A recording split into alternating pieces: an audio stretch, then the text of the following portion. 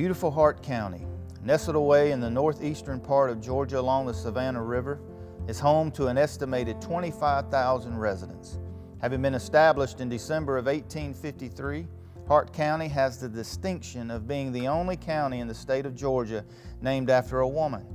The county takes its name after Revolutionary War heroine Nancy Hart, whose exploits during the war are something of legend.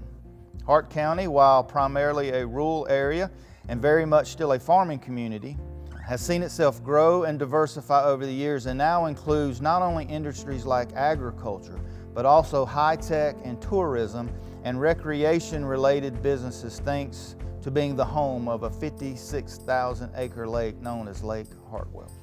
And it's in this beautiful part of Georgia that Sardis Baptist Church has stood for over 200 years. Hi, my name is Michael Kimberly, and I am standing here in front of the historic Sardis Baptist Church, where I have the distinct honor and privilege of being the senior pastor. And now I call Sardis historic because really that's the best way to describe it. Having been serving in this area, in this part of Georgia, for over 2 centuries, this church actually predates even the establishment of Hart County by some 50 years.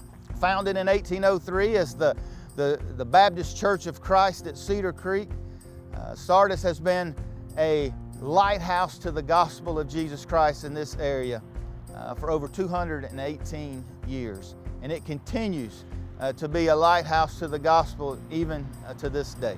From its inception, Sardis has been a church that has sought to spread the gospel of Jesus Christ as far and wide as possible. This commitment to the spread of the gospel and the mission priority of the people of Sardis was seen early on in the life of the church. Commitment to this mission focus is demonstrated in the many churches that Sardis helped establish over the years.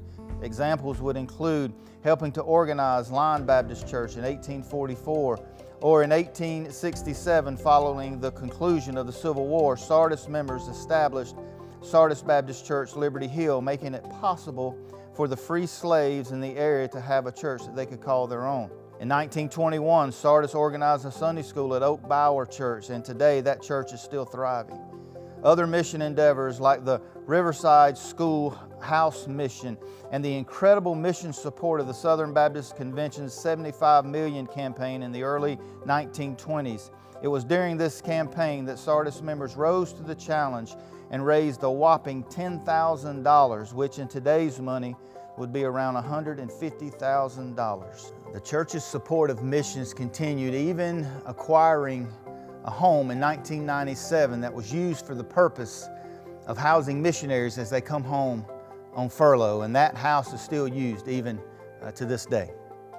Sardis has had a long and important history in ensuring that the barriers to gospel ministry have been minimized. If you were to trace the history of the church, what you would discover is that as God blessed, the people at Sardis responded. As God would bring growth, the people of the church would step up to do whatever needed to be done to accommodate that growth. This can be seen in the many church buildings that have been built over the years. Buildings that were built in 1811 gave way to larger buildings in 1830 and 1880.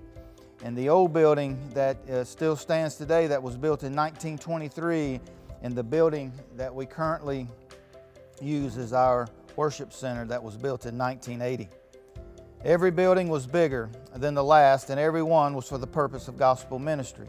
Other buildings were built to accommodate an ever-growing Sunday school. And more recently, Sardis pulled together to build what is considered one of the most beautiful gyms in all of Hart County.